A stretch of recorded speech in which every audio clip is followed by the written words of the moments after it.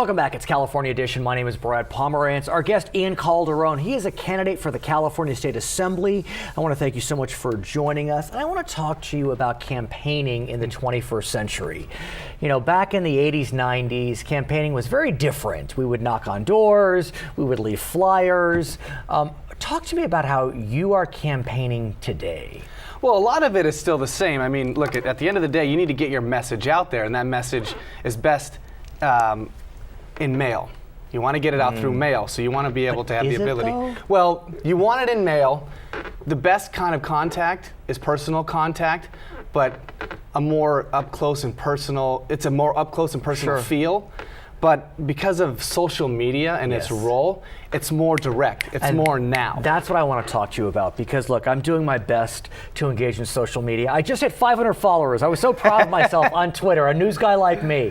But look, the younger folks, you know, I have a friend who's on a Disney Channel show, and you know, he's a kind of a supporting character. He's like 300,000 followers. I mean, the younger folks are really focused on social media, and you're a younger guy, so are you using social media as a way to engage your potential voters? Oh, absolutely. I mean, and it's a way for me to communicate instantaneously to my constituents and those that are following my campaign. And at the end of the day, when you take a look at our government doesn't necessarily communicate to people in a way that people communicate today through these social media outlets. Now, interestingly, you won a pretty bruising Democratic, well, I guess it's an open primary, but your main opponent was a Democrat, and one could argue more of an old line Democrat, and you're a younger guy. Were you using social media in a way that wound up being part of the winning calculation? Yeah. Facebook was big. We targeted people that live specifically within the 57th district and did send ads to them through Facebook. Right, that is amazing. You can target ads through Facebook, right? And we also did a large focus on our independent voter registration because, you never know where they're going to go. Now, in our area, they tend to vote Democratic, but you never know where the independents are going to go. And your area is essentially, well, it's Whittier-centric, but it's around the Whittier area. Yes. I want to talk to you about Proposition 30. You are not that far off from graduation from university. You went to Cal State Long Beach, a fine institution. But Cal State Long Beach and many Cal States, for example, have been suffering under the weight of budget cuts. You probably know that the Cal State system has announced that they will not be accepting anyone this fall. They are waitlisting everyone until they find out what's going to happen with Proposition 30. Talk to me about that as a graduate of a fine institution like Cal State Long Beach. When I was attending Cal State Long Beach, that was 2008 is when I graduated. Right. Oh, so yeah. Not too long ago. Right. Tuition was $1,500 a semester. Yeah. Now it's closer to $4,500 and up. I mean, that's big. That's a big problem. And with the governor's tax initiative, what that's going to do is that's going to give us the revenues to continue to fund education. And that's funding of our future. That's the next generation. And what we have to understand is that next generation, they're going to determine our revenue stream for years to come. Of course. So if they're not getting an education, that means they're not getting jobs. And that also affects our jobs market because the companies that are here who are already complaining that we have issues with our tax code. But let's talk about this Proposition 30 tax, because it essentially increases sales tax by 1/4 cent for 4 years, taxes on the wealthy for 7 years. And I think about your community, for example. There's some well-heeled areas, but some more economically challenged areas. And look, I mean, a sales tax is regressive. It impacts everyone. I mean, California may be a blue state socially, as I've said in the past, but fiscally there's some nerve. So we couldn't even pass a cigarette tax in June. No, you're right. I mean, people right now, they don't want to vote for a tax on themselves. But it's about the messaging. And is the governor going to be able to get the message out to explain, look, you have a choice.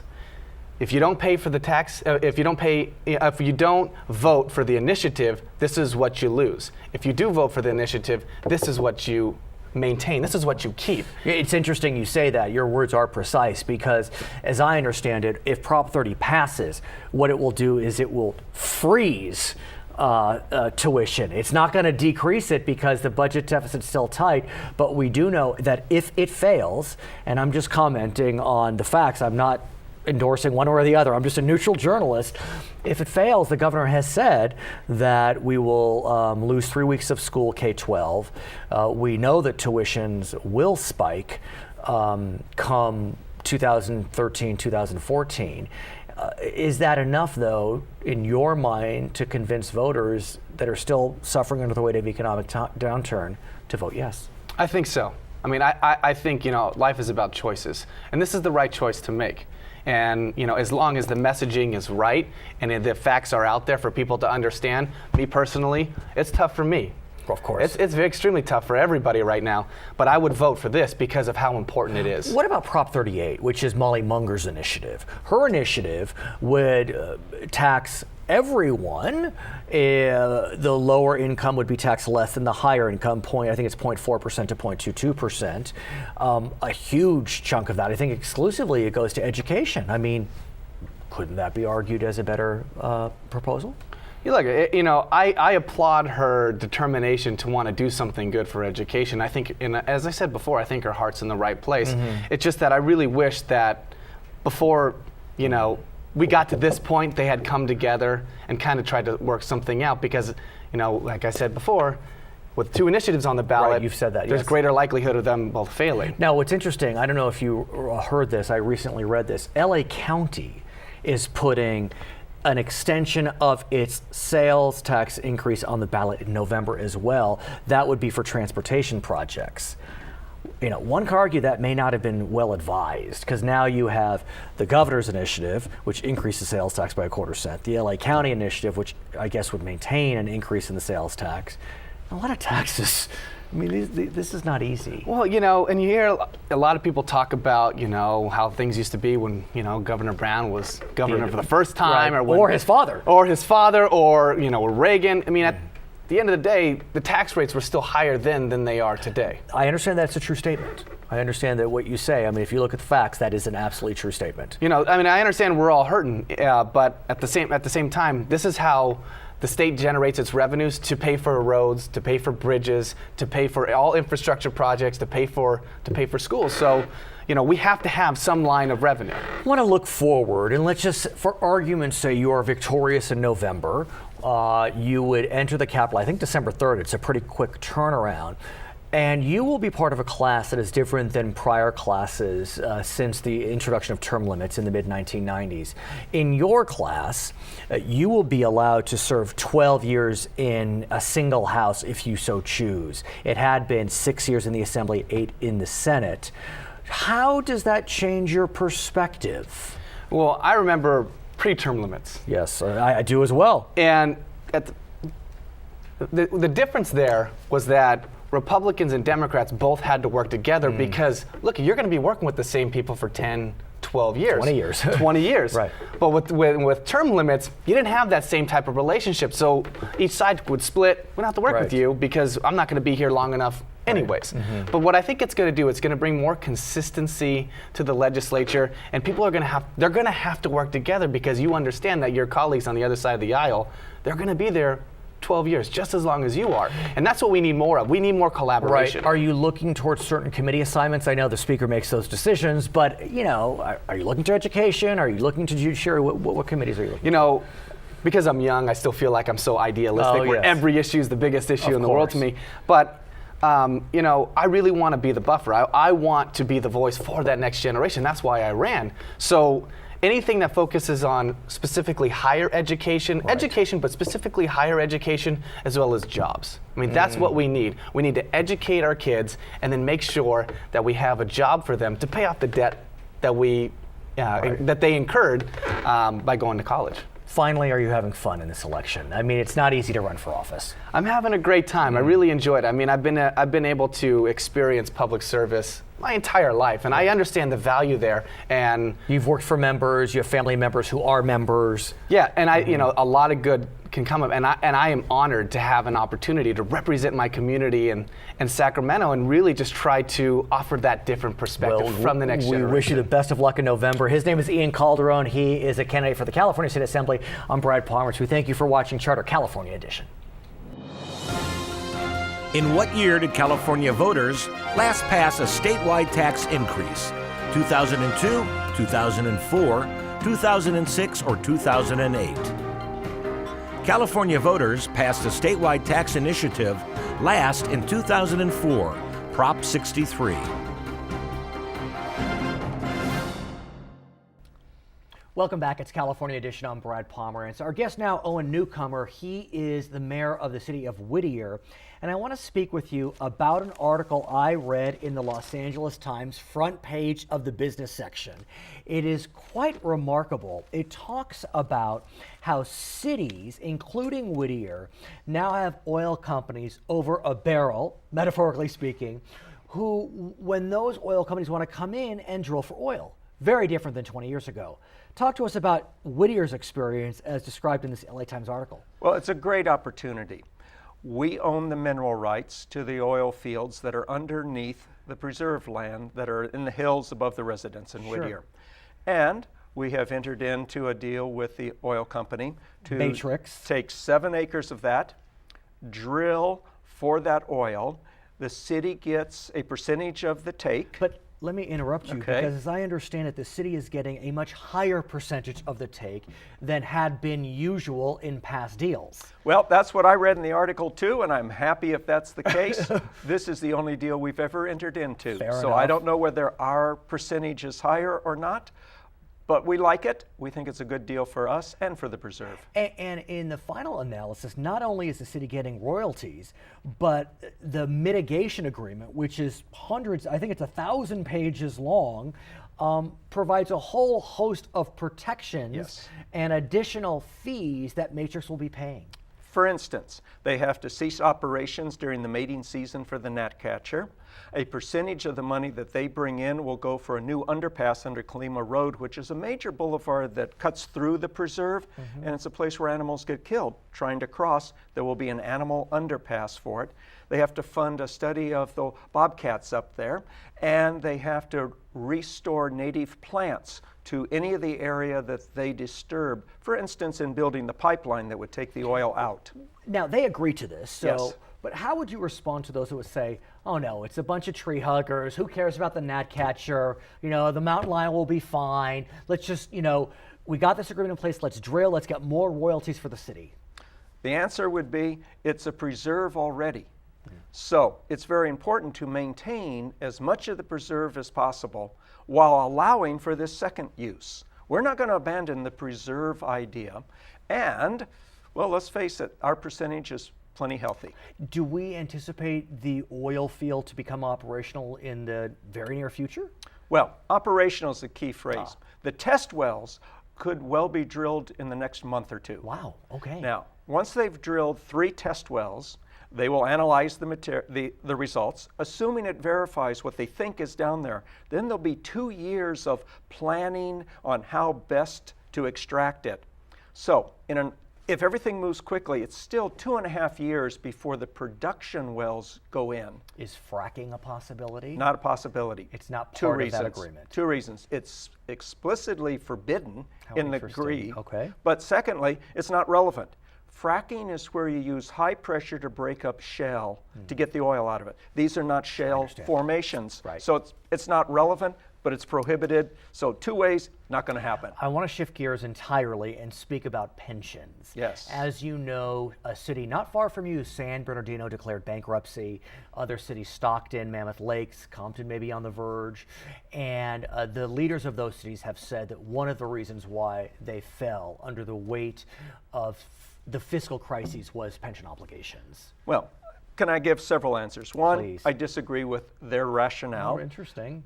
Let me point out, though, San Bernardino and some of the other big cities have their own pension systems. They are not part of the PERS statewide pension system, and their non-PERS system may well have more problems than the PERS system does. So, But that being said, I mean, are you saying that pensions are not an undue burden or have not become an undue burden on municipalities? let me put it this way. No city in a PERS pension system will go bankrupt because of the PERS pension system. Can't be, never has been, never will be. Because? It's not that big of a cost. Take San Bernardino's case. They claim they had this much of a burden. Right. 4% of that burden was due to increased pension costs. Now, I submit that no city goes bankrupt because of a 4% problem. I mean, Mayor Morris of San Bernardino didn't say it was exclusively as a result of pensions. Was it one thing that hurt? It's one thing that hurts, but it's a 4% problem. Well, but yeah, the please. key, under the pension reform that was just passed. And that's what I wanted to talk to you about. The key phrase there is there are new powers that allow cities, counties, et cetera, to negotiate with employees on how much of the cost of the pension system the employees will pick up. What this means is cities can reduce their costs by, through negotiations, shifting part of it to employees. In the city of Whittier, we have already negotiated that with our, quote, miscellaneous employees, basically not police and fire. And they will now, starting next month, October, pay 8% of their pension costs. But we used to pick up most of that, 5% of it. So the rate for the system went up, but the employees increased their percentage more than our rate went up. Thus, our costs are going down. But let me ask you this one issue in terms of recruitment. I think it is fair to say that for many years, the private sector paid more to comparable employees if they had a job in the public sector. But the public sector offered outstanding benefits, pension, health, whatever it may be. Now, I don't believe that the private and public sector are on par when it comes to base compensation. I think the private sector still beats out the public sector, and that's what some studies I have seen. But if all of a sudden the public sector isn't able to offer those enticing benefits, it seems as if the public sector is at real risk of losing even more and being subjected to a greater brain drain vis-a-vis the private sector. It's certainly a risk. I don't think the reforms have gone that far where it will be that problem, but certainly a problem. The key is we need to make the retirement system, the PERS retirement system specifically, sustainable. I think the reforms that were passed in Sacramento do a good job of making it sustainable. Do you think they go far enough? Do you think the reform should have been more bold? There are parts of it I might say a little more bold. There are parts of it I might say a little less bold. On balance, I think it did a good job. I think it gave us the tools, cities, counties, the tools, and basic tool. We can now negotiate with our employees for them to pick up the cost so that it is not a burden on the taxpayer for maintaining the system. But what about the fact that the reform, because the law says so, only is prospective? We cannot look back and change pension obligations that were already in place. I think that's a good rule. It's in the Constitution. Right. I think it's good. But here's the key. Please. We don't need to take away benefits from people. We can negotiate that they pick up a cost for maintaining it, and that's sufficient. And I'm not advocating that we should look backward to take away benefits, but what I'm trying to figure out is if we can't look backward, when do we get the savings? The savings comes the minute you negotiate a deal with your employees. So for instance, the cost in Whittier for the PERS pension system for our miscellaneous employees has gone down, not up. So it's already fixing our problem. One area that was not touched in the pension reform was health costs, insurance for both current and retirees. That's caused some concern. Are you concerned about that? We're concerned. It's a different problem. Some of the same concepts, but it's a different problem. So I think it's very important not to fit in healthcare with the pension retirement system. They're two separate systems. Could the Affordable Care Act help municipalities on that front? I'm hopeful that it will. I'm not an expert on that, nor is it something that I can really say. No, that's I'm fine. hopeful. Yeah, no, I understand. It's just there's a lot of fear about spiraling healthcare costs. Yeah, and it's so a legitimate cities fear. My argument, it's different than the pension system. Interesting. Need to keep the two separate. Okay, his name is Owen Newcomer. He is the mayor of Whittier. When we come back, we'll be speaking with Dr. Gil Garcia. He is a trustee on the Rowland Unified School District. My name is Brad Pomerance. We'll be right back on California Edition. Which nation produces the largest sum of barrels of crude oil per day? Iran, Russia, Saudi Arabia, or the United States? Russia produces the most barrels of crude oil per day, 10,540,000. Welcome back to California Edition. My name is Brad Pomerance. Of course, I'm glad you're with us. Our guest is Dr. Gil Garcia. He is a trustee with the Rowland Unified School District. Where is the Rowland Unified School District? Well, the Rowland Unified School District sits on the easternmost side of Los Angeles County. So it gets right up to Orange County on the what would be the south side. If anybody knows where Pomona is, it's on your way to Pomona. Got it. But we're sandwiched in between our cities of Walnut, of West Covina, of the City of Industry, the City of La Puente, Sure. and then the unincorporated area of Rowland Heights itself. Tell us more about the district. Talk to us about the demographics. Talk to us about the challenges. Okay, the district itself, I've lived in the district for 34 years. Right. And what has always been one of its strongest points from my point of view, as a community member, as a resident, as now a school board member, is the fact that it's so diverse. It is extremely diverse. We have about 58% Latino. We have about 8% Filipino, about 23% Asian, largely Chinese, only about 4% black, and about 7% white. Wow. So our percentages, I'm sure that doesn't add up to 100%, but close that's enough. very close and very diverse. And are the Latin students, are they English language learners, or are they mostly coming to school with strong English skills? Most of our students come to school with English skills. However, we have a very high percentage, high 40s, that are English learners. Okay. And largely because they still come from immigrant families and speaking a variety of languages, and not just the Latinos, Of course. but also the Asians as well. I want to talk to you about challenges facing all school districts in California.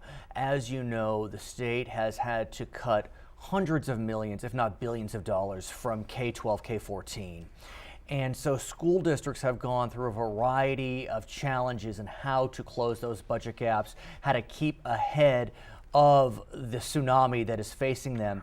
What Rowland has done, apparently successfully, is gone to the voters and asked the voters to help, at least with advancements. Talk to us about how you've gone to the voters in the past and how you are going back to the voters in November. Okay. Certainly the challenge we have with our fiscal condition is one that is extremely important to us as a governance team. Right. Because that's one of our primary responsibilities. Fiscal solvency is absolutely essential. And you speak of that just as Governor Brown has signed a bill that essentially had the state take over Englewood Unified School District. Right. And that is not a small district. That is a large district. And it is but one of several school districts in our state that are facing challenges fiscally. What we don't ever want is the state to take over our district, eliminate the governance team, completely take over and appoint a ward of the court, so to speak. Well, the superintendent of public instruction, Tom Torlakson, is going to be essentially running the school. Right, exactly. And our community certainly would not want that. But the good news is your community has been behind the school board in its efforts, Absolutely. in the past at least, Yes. to pass bonds on themselves to improve Rowland Unified. Absolutely. One of the things that we're very proud of is the record that we have, even though we had an unsuccessful parcel tax, and I have to throw that in as well. The voters generally are very skeptical of any tax. I understand that, but for us, we had one of the highest percentages of approval rating for our bond in 2000. That was the very first bond that we had passed, and it was largely for things that the community couldn't see, which is difficult to understand when we have that much money involved, and you don't see buildings rising. So, but you have seen them since. We have seen the benefits. Absolutely, we have. Since 2000, in the first bond, we took care of infrastructure, and we needed to. It's just like your own house. If your plumbing is crumbling, your roof is in bad shape, you have to do that first. But let's talk about this November. 2 successful bonds passed in 2000 and 2006. Measure R will be on the ballot in your community. The challenge, though, I would argue, is that at the same time that Measure R is on the ballot, you have Proposition 30 on the ballot, which is the governor's tax initiative. You have Proposition 38 on the ballot, which is Molly Munger's tax initiative. You have the County of Los Angeles seeking an extension of a transportation tax. You have the Amazon tax that just went into effect. You have the lumber tax that just went into effect. I mean, there are a lot of taxes that are starting to pile up. And, you know, Californians have gotten a little queasy. They didn't pass a cigarette tax in June. Who would have thunk? What our community has seen with the approval of a 2006 bond on top of our 2000 bond, we took the $118 million and we've actually added a value of an additional $50 million practically to that bond. The reason is that we got $25 million tax-free. We were only one of 2 districts that had that opportunity because we were selected, through the feds, and through the feds and selected. And then secondly, we actually saved $24 million out of the money that otherwise would have been spent out of that $118 million. But how do you go to your voters and say the Rowland Unified School District is on record supporting Prop 30, increasing your sales tax by 1/4 cent, and we also want you to pass this bond which will increase your property taxes? Getting a tax bill and having to pay more taxes, or buying something and having to pay more sales tax, certainly is something that none of us really relish. However, our community has been so supportive of our schools, and we know that, for example, we have cut in the last 6 years $22 million out of our budget. If this initiative does not pass, the governor's initiative, we will face close to another $7 million cut out of our budget. And let's talk about Prop 30, because we have heard some very draconian statements come out of a variety of organizations. CSU, for example, recently issued a letter to all applicants telling them that if Prop 30 doesn't pass, we're going to have to cut the number of students we admit. We know the governor has said, for example, that if Prop 30 does not pass, the school year could be cut by 3 weeks. I mean, these are very scary statements, right. And, you know, I want to get a sense, are they scare tactics? Or are they really legitimate concerns that the voters should consider when going to the ballot? They are indeed legitimate concerns, because any organization that depends on money, and we depend on state money. Of course. About 90% of our funds. You're not basic aid, I presume. No, we are definitely not basic aid, and we depend on the state of California to provide our funding. So when the state of California doesn't have money, they are cutting our resources, and therefore we have to cut what we provide. Now, naturally, any child that comes to our school is going to be educated, and we will make sure that there's a teacher to educate them. That's our primary responsibility, but that may mean that we have 1 fewer counselor. It may mean we have no librarians. At the same time, there's another initiative on the ballot, Prop 38, which has been presented by Molly Munger. The PTA has endorsed it. And arguably, I mean, it taxes everyone on a sliding scale. All the money goes to education. I understand that your school district has not endorsed it. Some are concerned it causes confusion. Well, certainly it causes confusion, and because it's backed by the PTA, certainly we don't want to slight any group, but least of all our parent groups. The issue for us is that if the governor's initiative does not pass, there is an immediate trigger. That is, those cuts come into play as soon as that happens. Well, the budget that was passed in June cut no money from education in anticipation of the passage of Prop 30. As we speak today, the poll suggests Prop 30 is leading, but the poll suggested that the cigarette tax was leading in June, so it's hard to know. Well, it's obviously a very precarious position to have to place ourselves in, particularly since we are asking the voters for another bond. Right. Okay. But we believe that we are proving to the community by virtue of how we have saved money, how we're building new buildings at Nogales High School, based on these savings, that we are going to make good use of. Dr. Gil Garcia, I want to thank you for joining us. He is with the Rowland Unified School District. I'm Brad Pomerance. Thank you for watching Charter California Edition.